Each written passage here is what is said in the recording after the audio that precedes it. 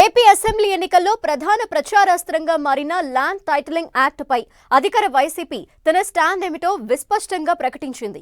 ప్రజలకు మేలు చేసే చట్టంపై విపక్షాలు కావాలని ఫేక్ ప్రచారం చేస్తున్నాయని ధ్వజమెత్తింది. ముఖ్యమంత్రి జగన్మోహన్ రెడ్డితో పాటు మంత్రి బొత్స ఈ రోజు కూడా టైటిల్ యాక్ట్ పై వివరణ ఇచ్చారు. ప్రతిపక్షాల రాద్ధాంతంపై తొలిసారిగా స్పందించారు సీఎం జగన్.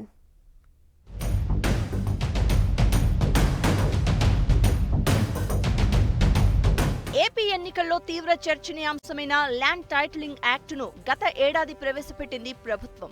కేంద్ర ప్రభుత్వ సూచనలతో ఈ చట్టం రూపుదిద్దుకున్నా ఇంకా పూర్తి స్థాయిలో అమలు చేయలేదు. కానీ ఎన్నికల సందర్భంగా ఈ చట్టంపై విపక్ష కూటమి అవాస్తవాలు ప్రచారంలోకి తెచ్చిందని అంటోంది అధికార పార్టీ. వాస్తవానికి ఏపీ ల్యాండ్ టైటిలింగ్ యాక్ట్ అమలైతే అన్ని రకాల భూముల రికార్డుల స్థానంలో ఒకే ఒక టైటిల్ రిజిస్టర్ రానుంది. ఈ ల్యాండ్ టైటిలింగ్ యాక్ట్ అన్నది రాబోయే రోజుల్లో ఒక పెద్ద సంస్కరణ అవుతుంది. ఏ ఒక్కరైనా కూడా వాళ్ళ భూముల కోసము ఎవరి చుట్టూ తిరగాల్సిన పని ఉండకూడదు. ఏ కోర్టుకు వివాదాలకు సంబంధించిన ఏ కోర్టుకు వెళ్లాల్సిన పరిస్థితి రాకూడదు. ఆ భూముల మీద వాళ్ళకు సంపూర్ణ హక్కులు వాళ్లకు కల్పిస్తూ ఆ భూముల మీద ఏదైనా వివాదం ఉంటే ఆ వివాదాన్ని గవర్నమెంట్ గ్యారంటీ ఇస్తూ వివాదం లేదు ఈ భూములు అని చెప్పే ఒక సంస్కరణ తీసుకుని రావాలని మీ బిడ్డ ఆలోచన.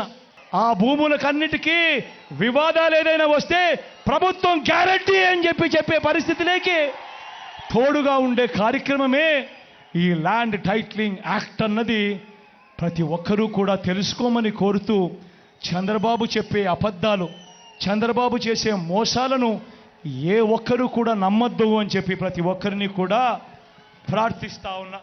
దేశంలోనే మొట్టమొదటిసారిగా వైసీపీ ప్రభుత్వం తీసుకువచ్చిన ల్యాండ్ టైటిలింగ్ చట్టం వల్ల భూ యజమానులకు భరోసా దక్కనుందంటున్నారు నిపుణులు. వాస్తవానికి ఈ చట్టాన్ని తేవడానికి దేశంలోని చాలా రాష్ట్రాలు చాలా కాలంగా ప్రయత్నాలు చేసినా అవేవీ సఫలం కాలేదు. సీఎం వైఎస్ జగన్ ప్రభుత్వం మాత్రం రాష్ట్రంలో దీన్ని సాధ్యం చేసి చూపించింది. నాకు ఇప్పుడు కూడా ఎందుకు అర్థం అవట్లేదంటే వైఎస్ఆర్సీపీ గవర్నమెంట్ ఎంత సైలెంట్ గా ఎంత సాఫ్ట్ గా ఎందుకుంటుంది.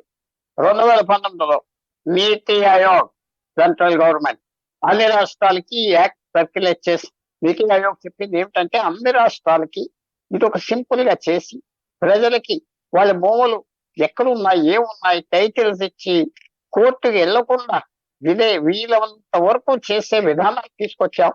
లాస్ రిసార్ట్ తీసుకొచ్చింది ఇది పెద్ద విశేషంగా గవర్నమెంట్ ఉన్న వాళ్ళు ఇది ఏదో భూములు రక్షిస్తారంటే సెంట్రల్ గవర్నమెంట్ అలా పని చేస్తారా? చేయదు. ఒక కొత్త విధానం వస్తున్నప్పుడు మనం వెల్కమ్ చేయాలా వద్దా? వాస్తవానికి వైసీపీ ప్రభుత్వం తీసుకువచ్చిన ల్యాండ్ టైటిల్ యాక్ట్ రాత్రికి రాత్రే అమలులోకి రాలేదు. వివిధ దశల్లో ఎన్నో మార్పులతో పకడ్బందీగా చట్టానికి తుది రూపమిచ్చారు. 2019లో నీతి ఆయోగ్ సూచనల మేరకు ల్యాండ్ టైటిలింగ్ యాక్ట్ తెచ్చేందుకు అసెంబ్లీలో బిల్లు ప్రవేశపెట్టింది వైసీపీ ప్రభుత్వం. గత ఏడాది అక్టోబర్ 31 నుంచి ఏపీ ల్యాండ్ టైటిలింగ్ యాక్ట్ 2023 అమల్లోకి వచ్చింది. ఆయన భూమి మన భూమి వచ్చి మనది కాదంట. మరి ఎవరిది?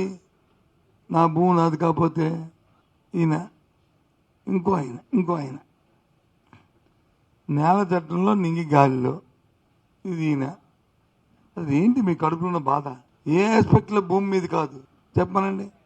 మధ్యలో దళారులు అవినీతి పరులు లిటికెంట్లు ఏ విధంగా అయితే సామాన్యుల్ని మోసం చేసి దగా చేయడానికి ప్రయత్నం చేస్తున్నారు అటువంటి పరిస్థితులు ఉండకుండా భారతదేశం యావత్తు కూడా దీంట్లో ఉన్న లోపాలు సవరించి చట్టాలు తేవాలని వాళ్ళు నిర్ణయించుకున్న నేపథ్యంలో అందులో భాగంగా మా ప్రభుత్వం కూడా దాంట్లో ఉన్న అన్నింటిని కూడా అధ్యయనం చేస్తూ దాని మీద కార్యక్రమాలు వచ్చి చేస్తున్నాం. భూ వివాదాలు మోసాలు జరగకుండా ప్రభుత్వం ఎంతో పకడ్బందీగా ఈ చట్టం చేసినా ప్రతిపక్షాలు ఎన్నికల్లో లబ్ధి పొందేందుకు అదే పనిగా తప్పుడు ప్రచారం చేస్తోందని వాదిస్తోంది వైసీపీ. రెవెన్యూ రంగంపై అనుభవం ఉన్నవారు, రిటైర్డ్ అధికారులు, రాజకీయ పరిశీలకులు ఈ చట్టాన్ని మెచ్చుకుంటున్నా అవేవీ వినిపించుకోని విపక్షాలు తప్పుడు ప్రచారంతో ప్రభుత్వాన్ని అప్రతిష్ట పాలు చేస్తున్నాయంటున్నారు. అయితే అధికార పక్షం ఈ తప్పుడు ప్రచారాన్ని సమర్థంగా తిప్పికొడుతోంది. ముఖ్యంగా చట్టం చేయమని చెప్పిన కేంద్ర సర్కారులోని బీజేపీని ఇరుకున పెట్టడం ద్వారా విపక్ష కూటమి ఆరోపణల్లో నిజం లేదని తెలియచేస్తోంది. దీంతో ల్యాండ్ టైటిలింగ్ యాక్ట్ పై ప్రజల్లో కూడా సందేహాలు కనుమరుగవుతున్నాయంటున్నారు.